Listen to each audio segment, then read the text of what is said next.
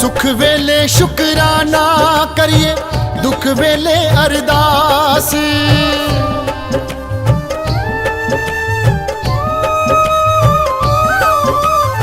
सुख वेले शुकराना करिए, दुख वेले अरदास। सुख वेले शुकराना करिए, दुख वेले अरदास। सतगुर कांची वाला सबदी, सतगुरु रविदास जी सबदी पूरी कर दे आस। सुख वेले शुकराना करिए, दुख वेले अरदास। सुख वेले शुकराना करिए, दुख वेले अरदास।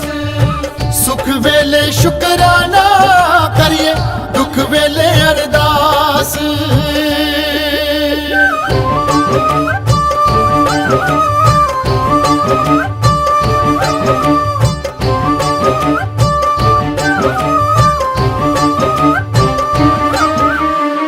ए जिंदगी अणमुल्ला गहना खुशियां नाल हंडाइए। खुशियां नाल हंडाइए, खुशियां नाल हंडाइए। गुरु रविदास दे चरनी लग के जीवन सफल बनाइए। जीवन सफल बनाइए, जीवन सफल बनाइए। सर्व कला संपूर्ण है, सर्व कला संपूर्ण है, कीनी इस दे पास। सुख वेले शुकराना करिए, दुख वेले अरदास। सुख वेले शुकराना करिए, दुख वेले अरदास। सुख वेले शुकराना करिए, दुख वेले अरदास।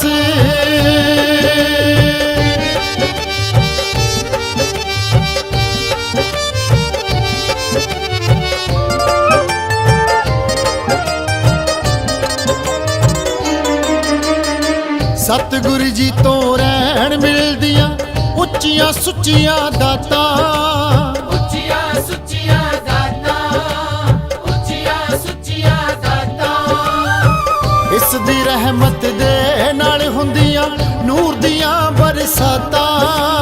नूर दियां बरसातां, नूर दियां बरसातां। सरहाले दा कुल्ला तायूं, सरहाले दा कुल्ला तायूं, दसां दा वी दास। सुख वेले शुकराना करिए, दुख वेले अरदास। सुख वेले शुकराना करिए, दुख वेले अरदास।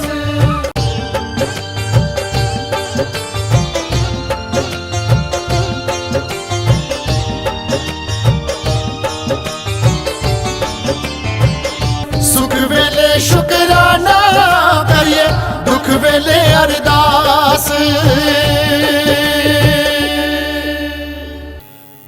जो दिन आवे सो दिन जाही, करना कुछ रहन थिर नाही।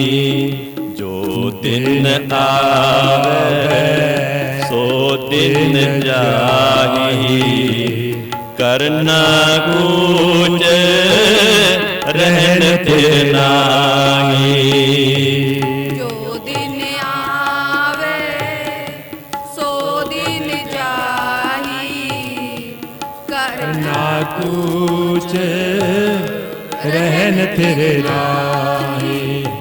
संग चलत है हम भी चलना, दूर गवन सिर ऊपर मारना। दूर गवन सिर ऊपर पर मरना। क्या तू सोया जागे आना, क्या तू सोया जागे आना। तै जीवन जग सच कर जाना, तै जीवन जग सच कर जाना। जो दिन आवे सो दिन जाही, करना कुछ रहन थिर नाही। जो दिन आवे सो दिन जाही, करना कुछ रहन थिर नाही। जो दिन आवे सो दिन जाही, करना कुछ रहन थिर नाही।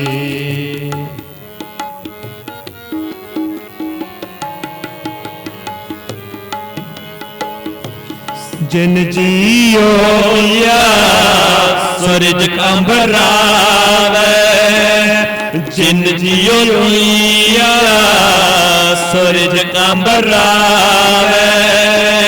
सब कट भीतर हाथ चलावे, सब कट भीतर हाथ चलावे। कर बंदगी छाड़ में मेरा, कर बंदगी छाड़ में मेरा।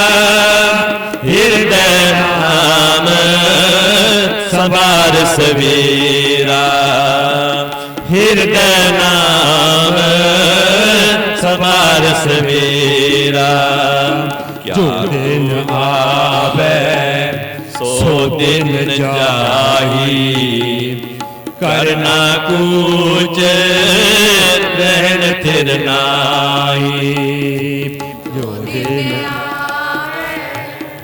सो दिन जाही, ना कुछ रहन थिर नाही।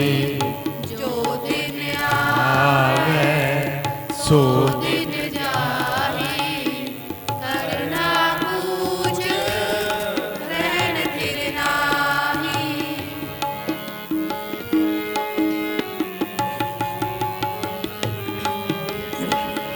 जन्म सिरानो पंथ न सवारा, जन्म सिरानो पंथ न सवारा। सांझ परीद है तिस अंधियारा, सांझ परीद है तिस अंधियारा। कह रविदास निदान दीवाने, कह रविदास निदान दीवाने। चेतस नाई दुनिया फन खाने, चेतस नाई दुनिया फन खाने।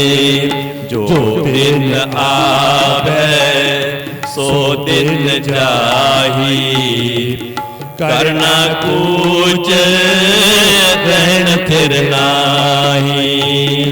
जो दिन आवे सो दिन जाही, करना कुछ रहन थिर नाही। जो दिन आवे सो दिन जाही, करना कुछ रहन थिर नाही।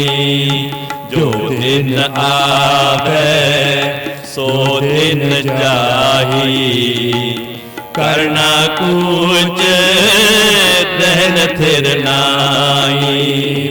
जो दिन आवे